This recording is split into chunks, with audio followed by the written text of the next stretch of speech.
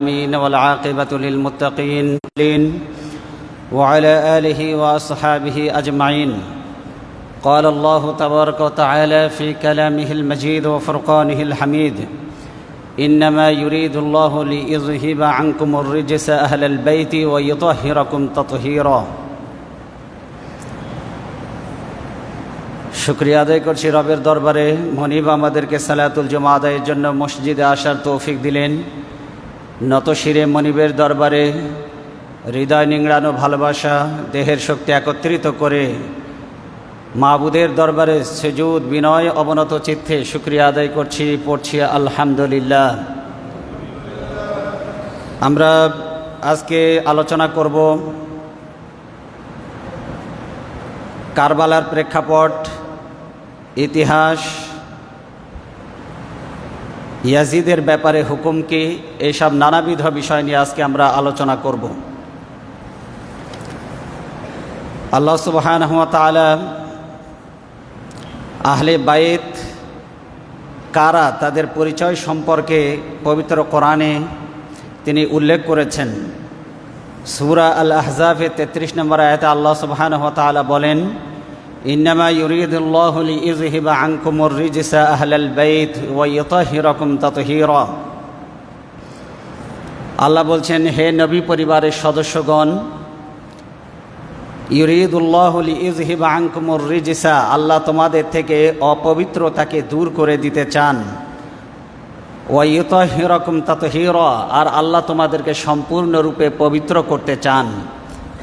আল্লাহ এখানে নবী পরিবারের সদস্যদেরকে বুঝিয়েছেন। তাফসীর ইবনে কাসিরের 6 নম্বর খণ্ডের 364 নম্বর পৃষ্ঠায় বলা হয়েছে যে এই আয়াত এর পূর্বে এবং পরে নবীর স্ত্রীদের ব্যাপারে আলোচনা করা হয়েছে। সুতরাং সর্বপ্রথম নবীজি সাল্লাল্লাহু আলাইহি ওয়াসাল্লামের স্ত্রীগণ হচ্ছে আহলে বাইতের অন্তর্ভুক্ত। এরপরে অন্যান্য সদস্যবৃন্দ যারা আছে তারা আহলে বাইতের অন্তর্ভুক্ত। নবীজি সাল্লাল্লাহু আলাইহি ওয়াসাল্লাম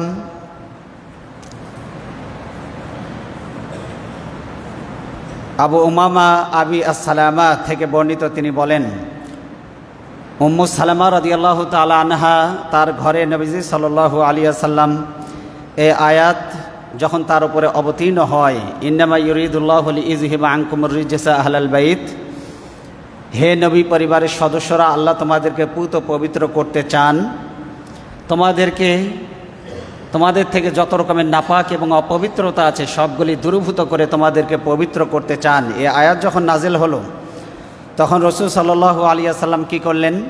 ফাতেমা রাদিয়াল্লাহু তাআলা আনহাকে ডাকলেন, এরপরে হাসান হোসাইনকে ডাকলেন এবং আলী রাদিয়াল্লাহু তাআলা আনহুকেও সেই সাথে নিলেন।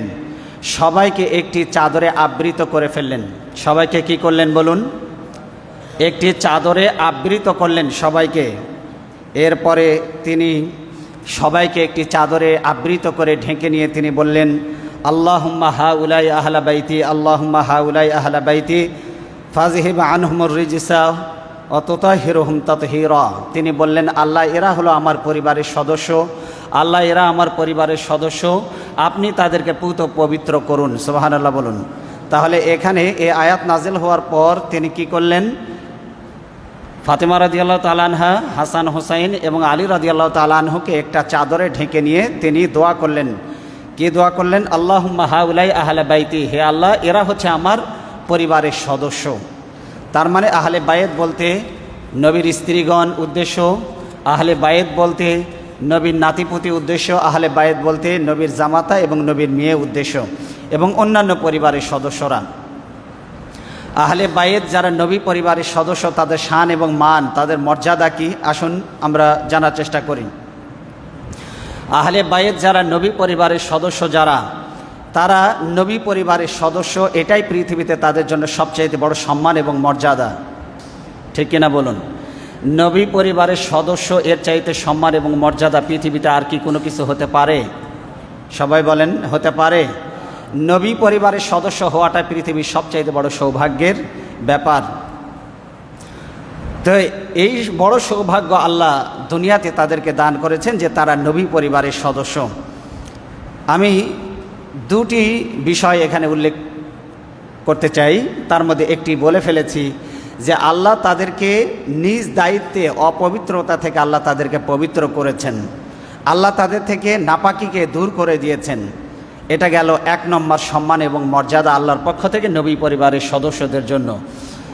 আর 2 নম্বর সম্মান এবং মর্যাদা 6119 নম্বর হাদিস, সহিহ আল মুসলিমের হাদিস।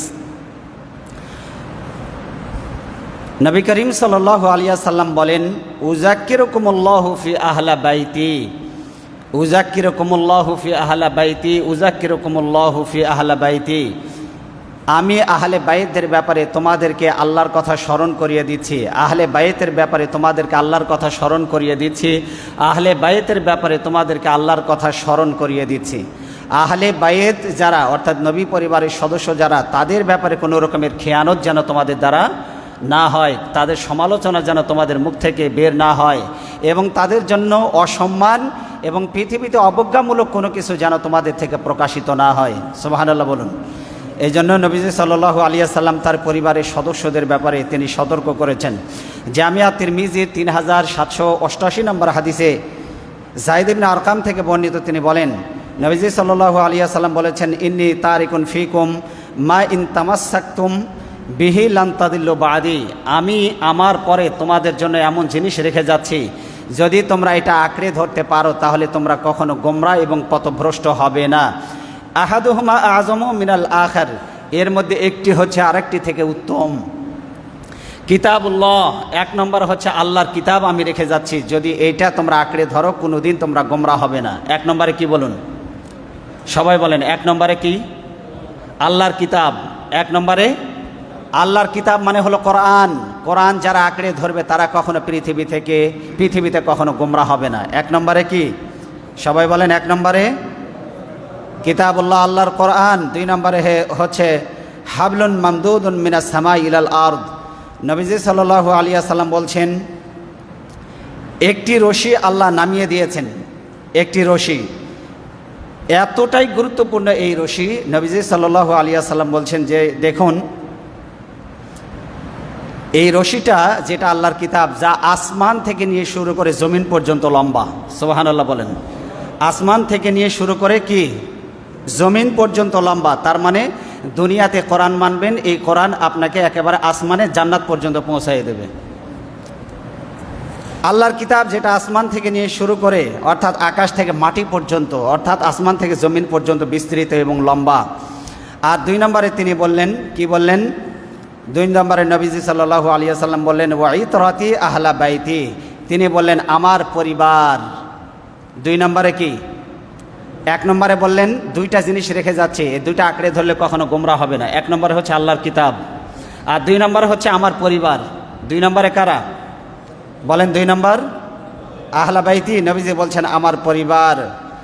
লাই ইয়াতাফাররাকা হাত্তা ইয়ারিদা আলাল হাউদি ফানজুরু কাইফা তাখলুফুনি ফিহিমা। নবীজি সাল্লাল্লাহু আলাইহি ওয়াসাল্লাম বলছেন যে আমার পরিবার এবং কোরআন, এই 2টি জিনিস কখনো আলাদা হবে না। আমার পরিবার কখনো আলাদা হবে না যতক্ষণ পর্যন্ত হাউজে কাউসারের পাড়ে আমি তাদের সাথে মিলিত না হব। নবীজি সাল্লাল্লাহু আলাইহি ওয়াসাল্লাম তার পরিবারের সদস্যদেরকে নিয়ে কোথায় মিলিত হবেন? হাউজে কাউসারের পাড়ে। নবীজি বলছেন এই 2টি জিনিস কখনো আলাদা হবে না যতক্ষণ হাউজে কাউসারের ঝর্ণার পাড়ে আমি তাদের সাথে মিলিত না হব। এরপরে নবীজি বলছেন, ফাংজুরু কাইফা তাখলুফুনি ফিহিমা, তোমরা লক্ষ্য রেখো যে আহলে বাইত নবী পরিবারের সদস্যদের সাথে তোমরা কেমন আচরণ করবে। যাদের সাথে আমি হাউজে কাউসারের পাড়ে মিলিত হওয়ার আগ পর্যন্ত আমি তাদের থেকে বিচ্ছিন্ন হব না, একটা আরেকটা থেকে বিচ্ছিন্ন হবে না। এই 2টি জিনিসের ব্যাপারে, আহলে বাইতের ব্যাপারে তোমরা কেমন আচরণ করবে এটা লক্ষ্য করো। তার মানে আহলে বাইত নবী পরিবারের সদস্যদের সম্মান করার দরকার আছে না নাই? বলেন আছে না নাই?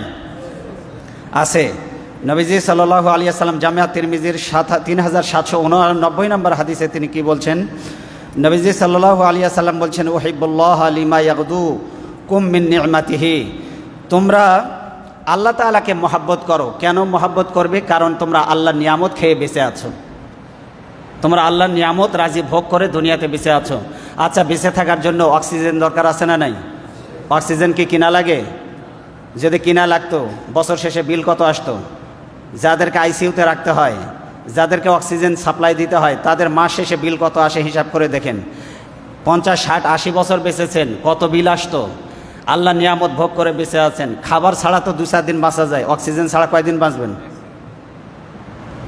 আল্লাহ নিয়ামত খেয়ে বেঁচে আছেন।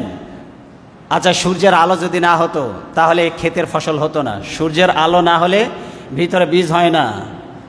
আল্লাহ নিয়ামত প্রতিটি পদে পদে আপনি আমি ভোগ করছি। খাবার খেয়ে বেঁচে আছি, পানি খেয়ে বেঁচে আছি। পৃথিবীতে যত এসেনশিয়াল জিনিস আল্লাহ সব বিনামূল্যে সার্ভিস দিয়েছেন। সুবহানাল্লাহ বলেন। পানি যদি কিনে খাওয়া লাগতো তাহলে পানি কিনতে কিনতে মানুষ নিঃস্ব হয়ে যাইতো, ঠিক কিনা বলেন? পানি কি কিনা লাগে? বলেন, পানি কিনা লাগে? যদি কিনা লাগেও কোনো জায়গায়, তাও খুবই সহজ মূল্যে, সহজলভ্য, ঠিক কিনা বলেন? আল্লাহর নিয়ামত খেয়ে বেঁচে আছো, এই জন্য তোমরা আল্লাহর শুকরিয়া আদায় করো, আল্লাহকে ভালোবাসো। ওয়াহিব্বুনি বিহুব্বিল্লাহ, আর আল্লাহর কারণে তোমরা আমাকে ভালোবাসো। সুবহানাল্লাহ বলেন। নবীজি বলছেন, আল্লাহর নিয়ামত খেয়ে বেঁচে আছো এই জন্য আল্লাহকে ভালোবাসো, আর আল্লাহর কারণে আমি নবীকে ভালোবাসো। আর নবীজি বলছেন, ওয়াহিব্বু আহলা বাইতি লিহাইয়িন, আর তোমরা আমার পরিবারকে ভালোবাসো আমার কারণে। আমাকে যারা তোমরা ভালোবাসো, আমার পরিবারকে ভালোবাসো আমার কারণে। আমি নবীকে ভালোবাসো, তাই আমার পরিবারকেও তোমরা ভালোবাসো। সুবহানাল্লাহ বলেন। এই জন্য নবী পরিবারের প্রতি ভালোবাসা রাখার দরকার আছে না নাই? আমাদের আছে। এবার আসুন, আজকে কেন আমরা এই বিষয়টি নিলাম, আহলে বাইতের মর্যাদা। হোসাইন রাদিয়াল্লাহু তাআলা আনহুর সাথে কারবালার ঐতিহাসিক স্মৃতি বিজড়িত ঘটনা জড়িত। আমরা সেই বিষয়টি নিয়ে আলোচনা করব বলেই আজকে আহলে বাইতের মর্যাদা নিয়ে আমরা আলোচনা করছি। আসুন এক ঝলকে দেখে নিই হোসাইন রাদিয়াল্লাহু তাআলা আনহু, তার পরিচয়টা। হোসাইন রাদিয়াল্লাহু তাআলা আনহু মূলত ছিলেন হোসাইন বিন আলী রাদিয়াল্লাহু তাআলা আনহুর ছেলে। তিনি ছিলেন আমিরুল মুমিনিন, ইসলামের চতুর্থ খলিফা। জানেন তো আপনারা? জানেন না এটা? ফাতেমা রাদিয়াল্লাহু তাআলা আনহার সন্তান। ফাতেমা রাদিয়াল্লাহু তাআলা আনহা, যাকে আল্লাহ জান্নাতের সমস্ত নারীদের সর্দারিনী বানিয়েছেন। সুবহানাল্লাহ বলেন। আর হাসান হোসাইনকে আল্লাহ বানিয়েছেন জান্নাতের সমস্ত যুবকদের সর্দার। সুবহানাল্লাহ বলেন। জান্নাতের যুবকদের কি বলেন? জান্নাতের যুবকদের সর্দারের নাম কি? হাসান আর হোসাইন রাদিয়াল্লাহু তাআলা আনহুমা, তাদেরকে আল্লাহ বানিয়েছেন। কারবালার ময়দানে 10 মুহররম, অর্থাৎ আজকের এই দিনে 61 হিজরিতে 10 অক্টোবর 680 ইংরেজি খ্রিস্টাব্দে তিনি শাহাদাত বরণ করেছেন কারবালার ঐতিহাসিক প্রান্তরে। আসুন আমরা সংক্ষেপে সেই বিষয়গুলি একটু জানার চেষ্টা করি। প্রথমে আমরা জানব হোসাইন রাদিয়াল্লাহু তাআলা আনহুর মর্যাদা এবং তার শ্রেষ্ঠত্ব সম্পর্কে। আনাস ইবনে মালিক থেকে বর্ণিত, তিনি বলেন, সইলা রাসূলুল্লাহ সাল্লাল্লাহু আলাইহি ওয়াসাল্লাম আইয়ু আহলি বাইতিকা আহাব্বু ইলাইকা। রাসূল সাল্লাল্লাহু আলাইহি ওয়াসাল্লামকে জিজ্ঞাসা করা হয়েছিল, আপনার পরিবারের সদস্যদের মধ্যে আপনার কাছে সবচাইতে প্রিয় কে? নবীজির কাছে প্রশ্ন করেছে যে আপনার পরিবারের সদস্যদের মধ্যে আপনার কাছে সবচাইতে প্রিয় কে? তিনি কি বললেন? তিনি বললেন, আল হাসাইন আল হোসাইন। সুবহানাল্লাহ বলেন। আমার কাছে আমার পরিবারের সদস্যদের মধ্যে সবচেয়ে প্রিয় হলো হাসান আর হোসাইন। ওয়াকানা ইয়াকুলু লি ফাতেমাতা, ফাতেমা রাদিয়াল্লাহু তাআলা আনহাকে তিনি বলতেন, যখন ফাতেমা রাদিয়াল্লাহু তাআলা আনহার বাড়িতে যখন বেড়াতে যেতেন, তিনি বললেন, উদুইয়া লি ইবনাইয়া, আমার দুটি সন্তানকে ডাকো। সুবহানাল্লাহ বলেন। সন্তান বলে সম্বোধন দিতেন, নাতিদেরকে সন্তান বলে পরিচয় দিতেন। আহলে আরবরা নাতিদেরকে সন্তান বলতো, এটা হলো তাদের পরিভাষা। আমরা যেমন নাতি বলি, পোতা বলি, আহলে আরবদের পরিভাষা ছিল, এটা দোষের কিছু না, তাদের এটা পরিভাষা। অর্থাৎ সন্তান, তার সন্তান কেমন জানি, যদি দাদা না আসতো তাহলে কি নাতি আসতো? দাদা না আসলে ছেলে আসতো না, ছেলে না আসলে নাতি আসতো না। এই জন্য নাতিদেরকে আহলে আরবরা সন্তান বলে পরিচয় দেয়। তো রাসূল সাল্লাল্লাহু আলাইহি ওয়াসাল্লাম ফাতেমার বাড়িতে গেলে তিনি বলতেন, ফাতেমা, আমার সন্তানেরা কই? সুবহানাল্লাহ বলেন। এত ভালোবাসতেন তিনি। তাদেরকে ডাকো। ফায়াশুম্মুহুমা ওয়া ইয়াজুম্মু ইলাইহি। নবীজি সাল্লাল্লাহু আলাইহি ওয়াসাল্লাম দুই নাতিকে জড়িয়ে ধরে তিনি শুঁকতেন, নাক দিয়ে মাথার কাছে নিয়ে তিনি শুঁকতেন, নাক দিয়ে শুঁকতেন, মাথা শুঁকতেন। আর কি করতেন? ওয়া ইয়াজুম্মুহুমা, বুকের সাথে তাদেরকে আগলে ধরতেন, তাদেরকে জড়িয়ে ধরতেন। বুকে জড়িয়ে ধরে তিনি তাদেরকে কিছুক্ষণ রেখে দিতেন।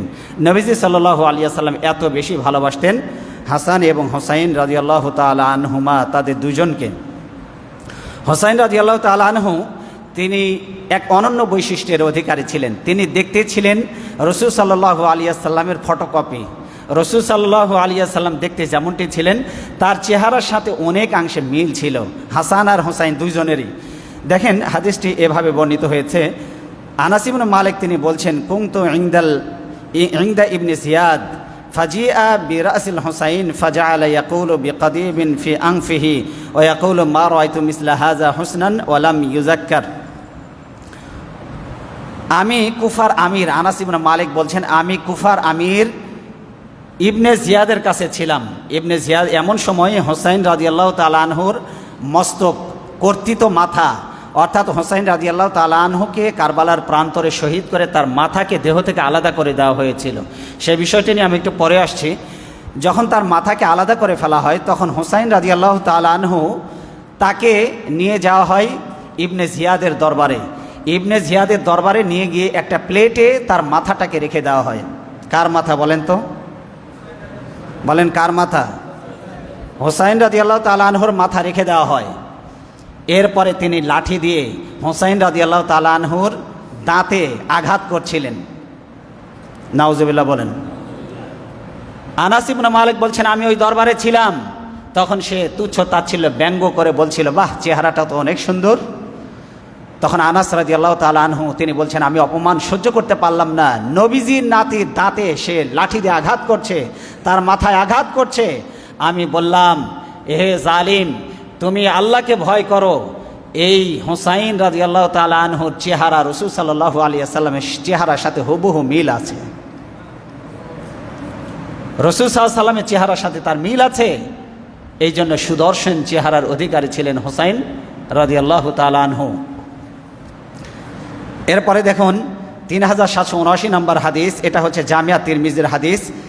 আলী রাদিয়াল্লাহু তাআলা আনহু তিনি বর্ণনা করছেন, অল হাসান আশবাহু বি রাসূলিল্লাহি সাল্লাল্লাহু আলাইহি ওয়াসাল্লাম মা বাইনা সদরি ইলা রাস। সুবহানাল্লাহ বলেন। আলী রাদিয়াল্লাহু তাআলা আনহু তিনি বলছেন, বুক থেকে মাথা পর্যন্ত, এই যে বুক আছে না, এই বুক থেকে নিয়ে মাথা পর্যন্ত এই ওপরের অংশটুকু রাসূল সাল্লাল্লাহু আলাইহি ওয়াসাল্লামের সাথে হুবহু সাদৃশ্য ছিল হাসান রাদিয়াল্লাহু তাআলা আনহুর। কার? হাসান রাদিয়াল্লাহু তাআলা আনহুর। হাসান আর হোসাইন। ওয়াকানা আসফালা মিন যালিক অল হোসাইন আশবাহু বি রাসূলিল্লাহি সাল্লাল্লাহু আলাইহি ওয়াসাল্লাম। আর বুক থেকে নিয়ে শুরু করে নিচের দিকের অংশটা হুবহু মিল ছিল রাসূল সাল্লাল্লাহু আলাইহি ওয়াসাল্লামের সাথে। মানে রাসূল সাল্লাল্লাহু আলাইহি ওয়াসাল্লামের দুই নাতি রাসূল সাল্লাল্লাহু আলাইহি ওয়াসাল্লামের দেহের দুই অংশের সাথে মিল রয়েছে।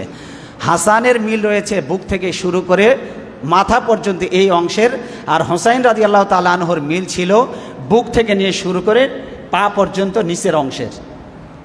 তার মানে রাসূল সাল্লাল্লাহু আলাইহি ওয়াসাল্লামের কতটা প্রিয় ছিল তারা। এরপরে হাসান রাদিয়াল্লাহু তাআলা আনহু, হোসাইন রাদিয়াল্লাহু তাআলা আনহুমা, এই দুইজনকে আল্লাহ জান্নাতের যুবকদের সর্দার বানিয়েছেন। সুবহানাল্লাহ বলেন। আল্লাহ সেটা দুনিয়াতে আবার ঘোষণাও দিয়েছেন রসুলের মাধ্যমে। দেখুন হাদিসটি, আন ইবনে ওমর রাদিয়াল্লাহু তাআলা আন قال قال رسول الله صلى الله عليه وسلم الحسن والحسين سيدا شباب اهل الجنه وابوهما خير منهما। সুবহানাল্লাহ বলুন। এটা হলো ইবনে মাজার 118 নম্বর হাদিস। হাসান এবং হোসাইন জান্নাতে যত যুবক যাবে সকল যুবকের নেতৃত্ব দিবে। সুবহানাল্লাহ বলেন। সকল যুবকের কি দিবে? নেতৃত্ব দিবে। ও আবুহুমা খায়রাম মিনহুমা, কিন্তু তাদের দুইজনের পিতা অর্থাৎ আলী রাদিয়াল্লাহু তাআলা আনহু তাদের দুইজনের থেকে উত্তম। পিতার মর্যাদা কিন্তু আবার এখানে বেশি দেওয়া হয়েছে। বলা হচ্ছে আলীর মর্যাদা তাদের দুই সন্তানের থেকে উত্তম। সুবহানাল্লাহ বলেন। কারণ ইসলামের খলিফা ছিলেন আমিরুল মুমিনিন এবং নবীর জামাই ছিলেন, নবীর চাচাতো ভাই ছিলেন। ইসলামিক জ্ঞানের সাগর, জ্ঞানের দরজা বলা হয়েছে। আলী রাদিয়াল্লাহু তাআলা আনহু জ্ঞানের দরজা ছিলেন। নবীজি সাল্লাল্লাহু আলাইহি ওয়াসাল্লাম বলেছেন, আমি হলাম জ্ঞানের রাজ্য, আর সেই রাজ্যে প্রবেশের দরজা তরুণ হচ্ছে হযরত আলী। সুবহানাল্লাহ বলেন। আসাদুল্লাহ আল গালিব, আসাদুল্লাহ আল্লাহর সিংহ। আসাদুল্লাহ মানে কি বলেন? সবাই বলেন আসাদুল্লাহ মানে কি? আল্লাহর সিংহ। আল্লাহ তাকে সিংহ বানিয়েছেন, আল্লাহর সিংহ। মারহাব। যখন লড়াই হচ্ছিল ইহুদিদের দুর্গ দখল করার জন্য, কেউ এটাকে বিজয় ছিনিয়ে আনতে পারছে না।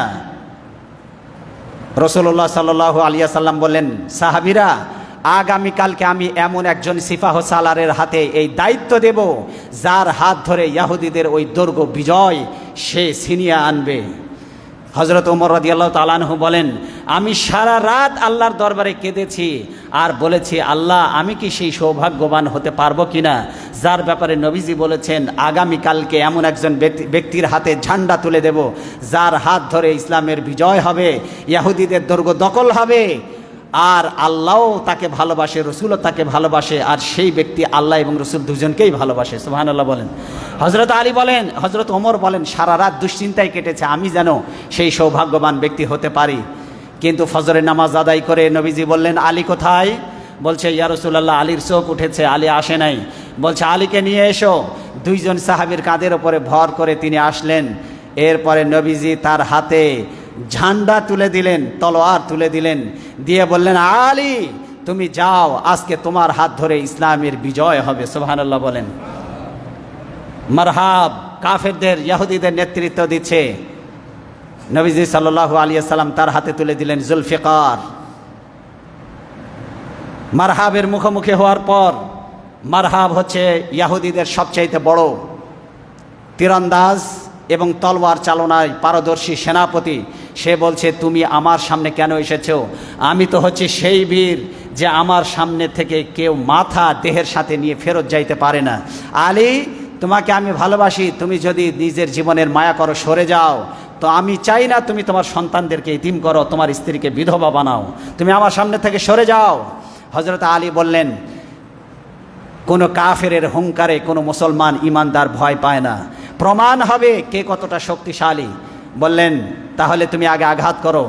তখন আলী রাদিয়াল্লাহু তাআলা আনহু বললেন, ইসলাম কখনো আগে আঘাত করে না, মুসলমানেরা কখনো আগে আঘাত করে না, তুমি আগে আঘাত করো, তোমার আঘাত প্রতিহত করার দায়িত্ব আমি নিলাম, এবং পাল্টা আঘাত সহ্য করার জন্য তুমি তৈরি হয়ে যাও। মারহাব একে একে যখন তলোয়ার মারতে লাগলো, হযরত আলী তার রণকৌশল দিয়ে সমস্ত আঘাতগুলি যখন ফিরিয়ে দিতে লাগলেন, শেষ পর্যায়ে বলছে, মারহাব, তৈরি হয়ে যা আমার আঘাত সহ্য করার জন্য। তলোয়ার তুলে আল্লাহু আকবার বলে এমন এক জোরে কোপ মেরেছে, এক কোপে মারহাব দুই টুকরা হয়ে তলোয়ার মাটি তলা পর্যন্ত গেড়ে গিয়েছে। এই ছিলেন হযরত আলী রাদিয়াল্লাহু তাআলা আনহু। এই জন্য নবীজি বললেন, হাসান হোসাইন জান্নাতি যুবকদের নেতৃত্ব দেবে, আর তার পিতা হাসান হোসাইনের থেকেও উত্তম। সুবহানাল্লাহ বলেন। নবী পরিবারের সদস্যদের মর্যাদা আল্লাহর কাছে কম না বেশি? বলেন, কম না বেশি? হোসাইন রাদিয়াল্লাহু তাআলা আনহু ছিলেন রাসূল সাল্লাল্লাহু আলাইহি ওয়াসাল্লামের পুষ্পকলি, ফুলের কলি। কি ছিলেন বলুন? রসুল সাল্লাল্লাহু আলাইহি ওয়াসাল্লামের পুষ্পকলি ছিলেন হযরতে হোসাইন রাদিয়াল্লাহু তাআলা আনহু। নবীজি সাল্লাল্লাহু আলাইহি ওয়াসাল্লাম কি বলছেন দেখুন। নবীজি সাল্লাল্লাহু আলাইহি ওয়াসাল্লাম তাদের ব্যাপারে বলেছেন, এরা হলো আমার পুষ্পকলি, ফুলের টুকরা, ফুলের কলি। হাসান হোসাইন রাদিয়াল্লাহু তাআলা আনহু নবীজি সাল্লাল্লাহু আলাইহি ওয়াসাল্লাম যখন নামাজে যেতেন, তখন দুইজনে এসে নবীজির পিঠের ওপরে উঠে বসে থাকতো। ঘোড়া, নবীজি কি ঘোড়া, আর তারা ঘোড়ার উপরে সওয়ার হয়েছে।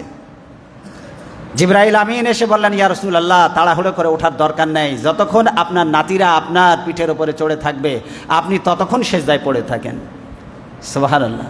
নবীজি নামাজে দীর্ঘ সেজদা লম্বা করে দিতেন, কিন্তু হাসান হোসাইনকে কষ্ট দিতেন না। নবীজি সাল্লাল্লাহু আলাইহি ওয়াসাল্লাম খুতবা দিচ্ছেন, হাসান হোসাইন রাদিয়াল্লাহু তাআলা আনহু এসেছে। নবীজি খুতবা দেওয়া ছেড়ে দিয়ে তাদেরকে গিয়ে কোলে তুলে নিলেন। তাদেরকে দুই কোলে তুলে নিয়ে তারপরে তিনি মসজিদের মেম্বারে খুতবা দেওয়া শুরু করলেন। সুবহানাল্লাহ। কি ইসলামের আদর্শ! ইমাম যদি এখন সন্তান কোলে নিয়ে খুতবা দেয়, চাকরি থাকবে? কি বলেন, চাকরি থাকবে? কিন্তু নবীজি কি করেছেন? নবীজি দুই নাতিকে কোলে তুলে নিয়ে এরপরে খুতবা দেওয়া শুরু করেছেন। সুবহানাল্লাহ। ইসলামের আদর্শগুলি, simplicity is the beauty of Islam. ইসলাম হলে একেবারে সহজ ধর্ম, সেটাকে আমরা কমপ্লেক্সিটি বানিয়ে ফেলেছি, সেটাকে ক্রিটিক্যাল বানিয়ে ফেলেছি। ঠিক কিনা বলুন? রাসূল সাল্লাল্লাহু আলাইহি ওয়াসাল্লাম এভাবে ভালোবাসতেন। নবীজি সাল্লাল্লাহু আলাইহি ওয়াসাল্লাম আরও বলেন, হাসান হোসাইনকে যে ভালোবাসবে আল্লাহ তাআলা নিজে তাকে ভালোবাসবেন। সুবহানাল্লাহ বলেন। আল্লাহ নিজে তাকে ভালোবাসবেন। হাদিসটি শুনুন, ইবনে মাজার 144 নম্বর হাদিস। নবীজি সাল্লাল্লাহু আলাইহি ওয়াসাল্লাম বলছেন, হোসাইনুন মিন্নি, হুসাইন আমার থেকে, ওয়া আনা মিন হুসাইনিন, আমিও হুসাইন থেকে। সুবহানাল্লাহ বলেন। মানে হাসান আমার হুসাইন আমার অংশ, আমিও হুসাইনের অংশ। কে বলছেন? কে বলছেন? নবীজি বলছেন আমি হুসাইনের অংশ, হুসাইন আমার অংশ। আহাব্বুল্লাহ মান আহাব্বা হুসাইনান, নবীজি বলছেন যে ব্যক্তি হুসাইনকে ভালোবাসবে আল্লাহ নিজে তাকে ভালোবাসবেন। সুবহানাল্লাহ বলেন। হুসাইনিন সিবতুম মিনাল আবসা, নবীজি বলছেন আসবাত, নবীজি সাল্লাল্লাহু আলাইহি ওয়াসাল্লাম বলছেন হুসাইনুন সিবতুম মিনাল আসবাত, নবীজি বলছেন যে সে আমার বংশের একটি টুকরা, সে আমার বংশের একটি অংশ, সে আমার বংশের একজন। সুবহানাল্লাহ বলেন। হুসাইনকে নবীজির বংশের একজন, নবীজির বংশের একজন। নবীজি বলছেন সিবতুম মিনাল আসবাত, সে আমার বংশের একজন। সুবহানাল্লাহ বলেন। নবীজি সাল্লাল্লাহু আলাইহি ওয়াসাল্লাম আরো বললেন হাসান হুসাইনের বিরুদ্ধে যে ব্যক্তি অস্ত্র ধারণ করবে সে ব্যক্তির বিরুদ্ধে নবীজি সাল্লাল্লাহু আলাইহি ওয়াসাল্লাম হুঁশিয়ারি উচ্চারণ করে তিনি বলছেন, কি বলছেন? যায়েদ ইবনে আরকাম থেকে বর্ণিত, নবীজি সাল্লাল্লাহু আলাইহি ওয়াসাল্লাম বলেন লি আলিয়িন ও ফাতিমাতা ওয়াল হাসান ওয়াল হুসাইন, নবীজি সাল্লাল্লাহু আলাইহি ওয়াসাল্লাম বলছেন আলী, ফাতেমা, হাসান, হুসাইন, আনা সিলমুম লিমান সালামতুম ওয়া হারবুন লিমান হারাবতুম, যে ব্যক্তি ফাতেমা, আলী, হাসান, হুসাইন তাদের সব ব্যাপারে যে ব্যক্তি তাদের সাথে সম্পর্ক গড়বে আমি নবী তার সাথে সম্পর্ক করব। তাদের সাথে যে বন্ধুত্ব করবে আমি তার সাথে বন্ধুত্ব করব। আর যে তাদের ব্যাপারে অস্ত্র ধারণ করবে আমি নবী তার বিরুদ্ধে যুদ্ধ ঘোষণা করলাম। নবীজি বলছেন আমি তার বিরুদ্ধে অস্ত্র উঁচু করে ধারণ করে রাখবো, আমি অস্ত্র উঁচু করে তার গর্দান নামিয়ে দেব। কয়জনের নাম উচ্চারণ করেছেন? আলী, ফাতেমা, হাসান, হুসাইন। নবীজি বলছেন যে তাদের সাথে মিত্রতা করবে আমি তার সাথে মিত্রতা করব, আর যে তাদের বিরুদ্ধে অস্ত্র ধারণ করবে আমি নবী তার বিরুদ্ধে যুদ্ধের ঘোষণা দিলাম, আমি তার বিরুদ্ধে অস্ত্র তুলে ধরব। এই জন্য নবী পরিবারকে আমাদের শ্রদ্ধা করতে হবে, সম্মান করতে হবে, ঠিক কিনা বলুন? এই হাদিসটি রয়েছে সুনানে ইবনে মাজার 145 নম্বর হাদিস। হুসাইন রাদিয়াল্লাহু তাআলা আনহুর শাহাদাতের ভবিষ্যৎবাণী। হুসাইন রাদিয়াল্লাহু তাআলা আনহু যে কারবালার ময়দানে 10 মুহররম যে শহীদ হবে, নবীজি সাল্লাল্লাহু আলাইহি ওয়াসাল্লাম বেঁচে থাকতে সেই ভবিষ্যৎবাণী তিনি করে গিয়েছিলেন। আচ্ছা, নবীজি যদি কোনো ভবিষ্যৎবাণী করে সেইটা কি সত্য হবে না হবে না? সবাইকে জবাব দিতে হবে, সত্য হবে না হবে না? নবীজি নিজেই ভবিষ্যৎবাণী করেছেন হুসাইন শাহাদাত বরণ করবে। কিভাবে? হাদিসটি শুনুন। হাদ্দাসানি সালমা তিনি বর্ণনা করছেন, ক্বালাত তিনি বলছেন দাখালতু আলা উম্মে সালমা, আমি উম্মে সালমা রাদিয়াল্লাহু তাআলা আনহার গৃহে প্রবেশ করলাম। ওয়াহিয়া তাবকি, তিনি সালমা রাদিয়াল্লাহু তাআলা আনহা নবীজির স্ত্রী, তিনি কাঁদছেন। তিনি কি করছেন? কাঁদছেন। নবীজির ইন্তেকালের পর আমি তার বাড়িতে গিয়ে দেখি নবীজির স্ত্রী সালমা রাদিয়াল্লাহু তাআলা আনহা তিনি কাঁদছেন।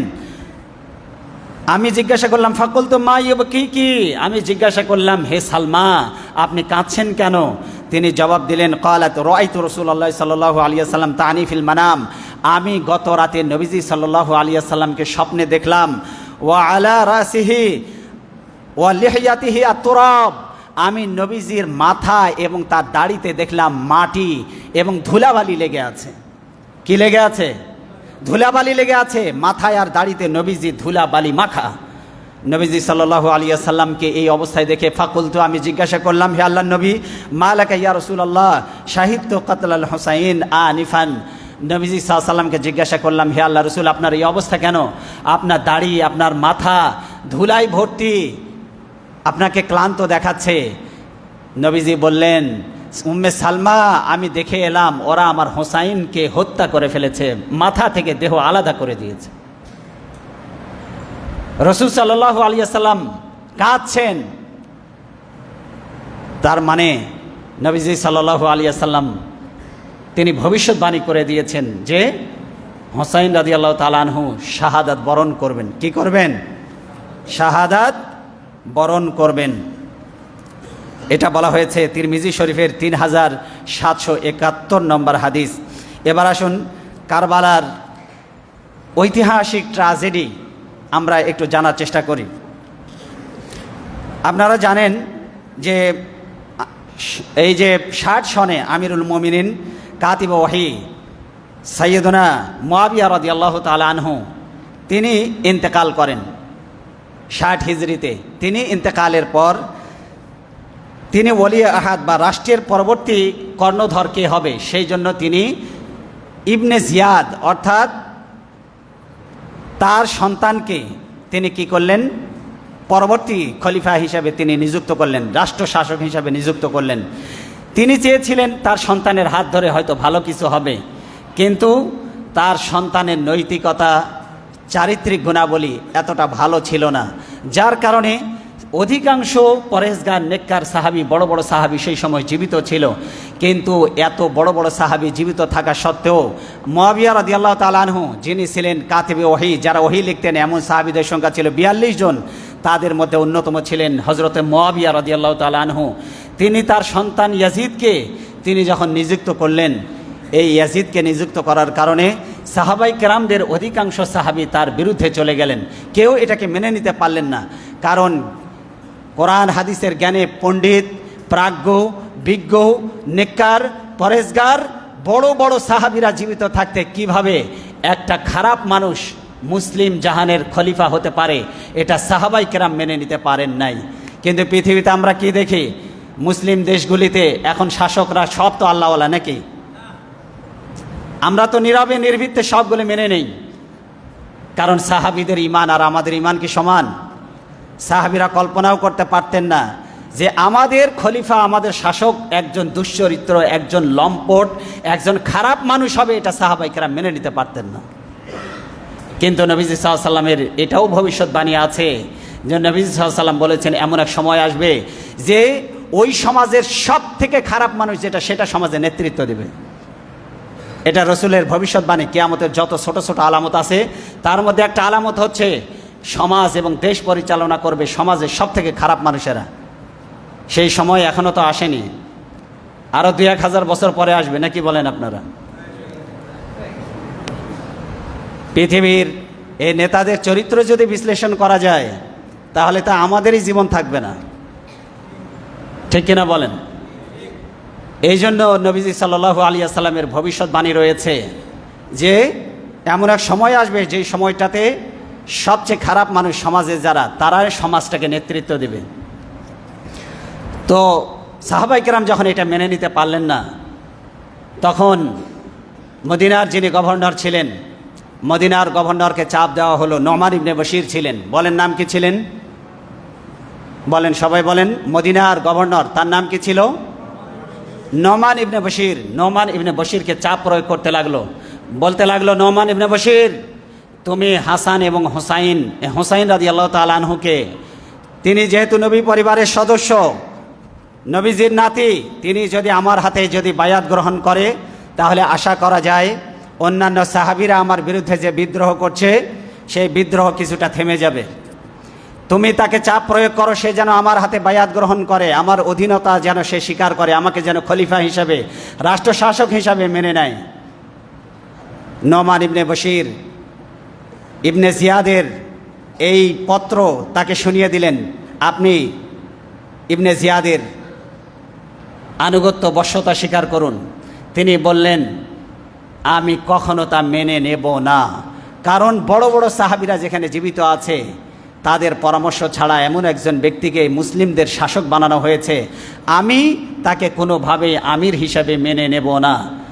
নোমান ইবনে বশির তাকে যে প্রস্তাব দিয়েছিলেন সে প্রস্তাবটা তিনি প্রত্যাখ্যান করলেন। কি করলেন বলুন? নোমান ইবনে বশিরের প্রস্তাব প্রত্যাখ্যান করলেন। যখন নোমান ইবনে বশিরের প্রস্তাব প্রত্যাখ্যান করলেন, তখন তার উপরে খড়গ হস্ত নেমে আসলো। বারবার চাপ প্রয়োগ করার কারণে তিনি চিন্তা করলেন, এই মদিনা আমার জন্য নিরাপদ নয়। তিনি মদিনা ছেড়ে চলে গেলেন মক্কায়। কোথায় চলে গেলেন? মক্কায় চলে গেলেন। এখান থেকে কুফা, ইরাকের কুফা থেকে, ওই বসরা থেকে চিঠি আসতে লাগলো, কুফা থেকে চিঠি আসতে লাগলো, আমরা আপনার বশ্যতা স্বীকার করে আমরা আপনাকে আমির হিসাবে মেনে নেব। হে হুসাইন, আপনি দ্রুত সময় ক্ষেপণ না করে আপনি দ্রুত ইরাকে চলে আসুন, আপনি কুফায় চলে আসুন। কুফা নগরী থেকে শত শত চিঠি যেতে লাগলো, প্রায় 1000 খানেক চিঠি কুফা নগরী থেকে গেল হোসাইন রাদিয়াল্লাহু তাআলা আনহু বরাবর, যে আপনি কুফায় আসুন, আমরা আপনাকে আমির ঘোষণা দিয়ে আপনার হাতে বায়াত গ্রহণ করব। হোসাইন রাদিয়াল্লাহু তাআলা আনহু যেই চিঠিগুলো খুলে দেখলেন, এগুলো সব গণ্যমান্য ব্যক্তিদের চিঠি, যেন তেন ব্যক্তিদের চিঠি না, সব গণ্যমান্য ব্যক্তিদের চিঠি। তিনি এই চিঠির সত্যতা যাচাই করার জন্য তিনি তার চাচাতো ভাই আকিল তাকে তিনি প্রেরণ করলেন, মুসলিম বিন আকিল তাকে প্রেরণ করলেন, বললেন গিয়ে দেখে এসো কুফা নগরীতে সবাইকে আসলে আমাকে আমির হিসাবে চায় কিনা, তুমি দেখে এসো। তিনি চলে গেলেন কুফায়। কুফায় গিয়ে দেখেন, হ্যাঁ, হাজার হাজার জনমত ইমাম হোসাইনের পক্ষে, সবাই চাচ্ছে ইমাম হোসাইনকে তারা আমির বানিয়ে তার হাতে বায়াত গ্রহণ করবে। তার হাতে কি গ্রহণ করবে? বায়াত গ্রহণ করবে। কি সুন্দর কথা! এতটাই হোসাইনের জন্য তারা পাগল ছিল যে একদিনে মুসলিম বিন আকিলের হাতে 12,000 লোক তারা বায়াত গ্রহণ করে ইমাম হোসাইনকে আমির হিসাবে, রাষ্ট্রপ্রধান হিসাবে মেনে নেবে, এই মর্মে তারা 12,000 লোক একদিনে বায়াত গ্রহণ করেছে। কত হাজার লোক? 12,000 লোক একদিনে বায়াত গ্রহণ করেছে। কার হাতে? মুসলিম বিন আকিলের হাতে। মুসলিম বিন আকিল কে ছিল? আলী রাদিয়াল্লাহু তাআলা আনহুর চাচাতো ভাই। আলী রাদিয়াল্লাহু তাআলা আনহুর চাচাতো ভাই। তিনি চিঠি লিখলেন, আপনি চলে আসুন, হে হোসাইন আপনি চলে আসুন, গোটা মদিনা এই ইরা কুফার পরিবেশ আপনার অনুকূলে, সবাই আপনার হাতে বায়াত নেওয়ার জন্য অধীর আগ্রহ প্রকাশ করছে, আপনার জন্য অপেক্ষমান, দ্রুত চলে আসুন। হোসাইন রাদিয়াল্লাহু তাআলা আনহু তিনি তার পরিবারের সদস্যদেরকে নিয়ে তিনি প্রায় 1.5 শতাধিক, কতজন? 1.5 শতাধিক নবী পরিবারের সদস্যদেরকে নিয়ে, তার সন্তানদেরকে নিয়ে, তার স্ত্রীকে নিয়ে, হাসান তার স্ত্রী তার সন্তানদেরকে নিয়ে, মুসলিম বিন আকিল তার সন্তানদেরকে নিয়ে, এইভাবে প্রায় 1.5 শতাধিক সাহাবাই কেরাম আহলেকে বায়েতদেরকে নিয়ে তিনি কি করলেন? নবী পরিবারের সদস্যদেরকে নিয়ে তিনি রওনা দিলেন। এখান থেকে দূরত্বটা ছিল অনেক বেশি। কুফা থেকে দূরত্ব প্রতিদিন প্রায় 64 কিলোমিটার করে তিনি রান করেছেন, অর্থাৎ গিয়েছেন প্রতিদিন ঘোড়ায় চড়ে, পায়ে হেঁটে 64 কিলোমিটার। আচ্ছা বলেন তো, মরুভূমি পাড়ি দিয়ে প্রতিদিন 64 কিলোমিটার করে যাওয়া কি সহজ কথা? সবাই বলুন, এটা কি সহজ কথা? অনেক কঠিন। 64 কিলোমিটার পাড়ি দিতে লাগলেন। যেতে যেতে 3 থেকে 4টি জায়গায় তিনি বাধাপ্রাপ্ত হলেন। 1000 সৈন্যবাহিনীর বিশাল এক বহর প্রেরণ করা হয়। 1000 বাহিনী, তাকে বলা হলো আপনি এখানে থেমে যান। ওটার নাম ছিল হুর। যে সেনাপতি 1000 বাহিনী দিয়ে প্রেরণ করা হয়েছিল, তাকে বলা হলো যে আপনি থেমে যান, এখানে আপনার যাত্রা স্থগিত করে দিন, আপনি কুফায় প্রবেশ করতে পারবেন না। হোসাইন রাদিয়াল্লাহু তাআলা আনহু বললেন, আমি 1.5 শতাধিক আহলে বায়েতের সদস্যদেরকে নিয়ে মক্কার সব কিছু ছেড়ে দিয়ে আমি চলে এসেছি, আমি কুফায় যাব বলে, সুতরাং এখান থেকে আমি পিছনে যাব না, আমি কুফা নগরীতে ঢুকবই। তিনি একে একে যখন সামনের স্টেশনগুলো যখন পাড়ি দিতে লাগলেন, একটা স্টেশনের নাম হচ্ছে জাওয়ালা, আর একটা স্টেশনের নাম হচ্ছে সারাফা, এভাবে করে যখন কুফা নগরের দিকে আগাতে লাগলেন, শেষ লাস্ট স্টেশন ওখানে গিয়ে আরেকজন সেনাপতির নেতৃত্বে 4000 বাহিনী প্রেরণ করা হয়। পরবর্তীতে হোসাইন রাদিয়াল্লাহু তাআলা আনহু যখন অপ্রতিরোধ্য হয়ে ওঠেন, তখন ইবনে জিয়াদ তার মসনদ কেঁপে ওঠে, সে ভয়ে আতঙ্কগ্রস্ত হয়ে আরও 8000 বাহিনী প্রেরণ করে এবং গোটা কুফা নগরীতে ঢোকার প্রবেশ পথগুলি সে বন্ধ করে দেয়। শেষ পর্যন্ত হোসাইন রাদিয়াল্লাহু তাআলা আনহু কারবালার প্রান্তরে, কুফায় না প্রবেশ করে কারবালার প্রান্তরে গিয়ে তিনি অবস্থান করেন। আর এদিকে ফুরাত নদীর তীর বন্ধ করে দেওয়া হয়। এই ফুরাত নদী থেকে শুকুর পানি পান করে, কুকুর পানি পান করে, ইহুদি পানি পান করে, খ্রিস্টান পানি পান করে, অন্যান্য জীবজন্তুরা পানি পান করে। অথচ নবী পরিবারের সদস্যদের জন্য ফুরাত নদীর লক্ষ কোটি কোটি গ্যালন পানি বন্ধ করে দেওয়া হয়, 1 ফোঁটা পানি তাদেরকে দেওয়া হয়নি। 3 দিন পর্যন্ত 1 ফোঁটা পানিও তাদেরকে দেওয়া হয়নি নবী পরিবারের সদস্যদেরকে। এরপরে এই 8000 বাহিনী যখন প্রেরণ করা হলো, হোসাইন রাদিয়াল্লাহু তাআলা আনহু বললেন, তোমরা কার সাথে যুদ্ধ করতে এসেছো? বলল যে আমরা তোমার সাথে যুদ্ধ করতে এসেছি। ওই 8000 বাহিনীর প্রধান এসে বলল, প্রথমে হুরকে 1000 বাহিনীর প্রধান করে পাঠানো হয়, সে নবী পরিবারের সদস্যের গায়ে কিভাবে হাত তুলবে, সে হাত তুলতে পারছিল না। নবী হুসাইন রাদিয়াল্লাহু তাআলা আনহু বললেন, তোমরা তার সাথে যুদ্ধ করতে এসেছো যে জান্নাতের যুবকদের সর্দার হবে, তোমরা তার সাথে যুদ্ধ করতে এসেছো যার মা জান্নাতের সমস্ত নারীদের সর্দারিনী হবে, তোমরা তার সাথে যুদ্ধ করতে এসেছো যার শরীরে নবীজির রক্ত প্রবাহিত। এভাবে যখন তিনি ভাষণ দিলেন, ঐতিহাসিক ভাষণ শুনে যে 1000 বাহিনীর প্রধান ছিল হুর, সে তখন কাঁদতে কাঁদতে চোখের পানি ফেলতে ফেলতে সে হুসাইন রাদিয়াল্লাহু তাআলা আনহুর দলে এসে যোগ দিয়ে দেয়। সে বলে, আমি চাকরি করব না ইবনে জিয়াদের, কিন্তু নবী পরিবারের সদস্যের গায়ে আমি হাত তুলতে পারবো না। ওর দেখা দেখে আরও 63 জন সৈন্য হুসাইন রাদিয়াল্লাহু তাআলা আনহুর দলে যোগ দিয়ে দেয়। এরপরে শুরু হয় লড়াই। হুসাইন রাদিয়াল্লাহু তাআলা আনহু একদিন সময় চাইলেন। তিনি বললেন, আজকে আমি লড়াই করব না, তোমরা ফিরে যাও। আজকে আমি সারা রাত আল্লাহর দরবারে নামাজে সেজদায় কাঁদবো। আজকে আমি কোরআন তেলাওয়াত করব, জিকির করব, ইস্তেগফার করব, কারণ আমার কাছে এগুলি খুব প্রিয়। সেই দিন যুদ্ধ হলো না। পরের দিন তাবুর বাইরে 20 জন লোক এসেছে, সরকারি বাহিনীর সেনাবাহিনীর প্রধান এসে তাবুর বাইরে থেকে নক দিয়েছে। এরপরে হাসান রাদিয়াল্লাহু তাআলা আনহু তিনি বললেন, ভাইয়া তোমার সাথে বাইরে 20 জন লোক দেখা করতে এসেছে। বাইরে গিয়ে তিনি বললেন, আজকে তোমার অন্তিম দিন, আমরা তোমাকে শেষ বিদায় জানাতে এসেছি। এরপরে শুরু হলো লড়াই। এরপরে কে আগে আঘাত করবে কেউ সাহস করতে পারে না, কিন্তু একজন নিকৃষ্ট নরাধম এসে সবার আগে হুসাইন রাদিয়াল্লাহু তাআলা আনহুর গর্দানে এখানে আঘাত করে দেয়। গর্দানে মারার সাথে সাথে হুসাইন রাদিয়াল্লাহু তাআলা আনহুর গর্দান থেকে ফিঙ্কি দিয়ে রক্ত ছুটতে থাকে। এরপরে হুসাইন রাদিয়াল্লাহু তাআলা আনহু পরিবারের সদস্যদেরকে বললেন, তোমাদের ব্যাপারে আমার কোনো অভিযোগ নেই, তোমরা চাইলে রাতের অন্ধকারে চলে যেতে পারো, তোমরা একজনের হাত ধরে আরেকজন মদিনায় ফিরে যাও, মক্কায় চলে যাও, অথবা নিরাপদ কোনো আশ্রয়ে চলে যাও। আমি চাই না আমার সাথে শত্রুতার কারণে তোমাদেরকে তারা হত্যা করুক, এটা আমি চাই না। ওদের শত্রুতা আমার সাথে, ওরা আমাকে মারবে, আমার কারণে তোমরা যেন বিপদে না পড়ো, তোমরা চলে যাও। কিন্তু নবী পরিবারের অন্যান্য সদস্যরা এতটা ইমানের বলে বলিয়ান ছিল, তারা বলল, হোসাইন আমরা আপনাকে যদি একা ফেলে যদি এই কারবালার প্রান্তর থেকে যদি চলে যাই, কিয়ামতের দিন নবীর কাছে আমরা কি জবাব দেব? সুতরাং আমরা আমাদের জীবন দেব, কিন্তু আমরা আপনাকে একা ফেলে যাব না। সমস্ত আহলে বায়তের সদস্যরা লড়াই করে তারা জীবন দিয়ে দিয়েছে। সবার আগে যে তীরটা মারা হয়েছে, এই তীরটা হোসাইন রাদিয়াল্লাহু তাআলা আনহুর সন্তানের কলিজা ভেদ করে চলে যায়। সবার আগে তার সন্তানকে শহীদ করা হয়।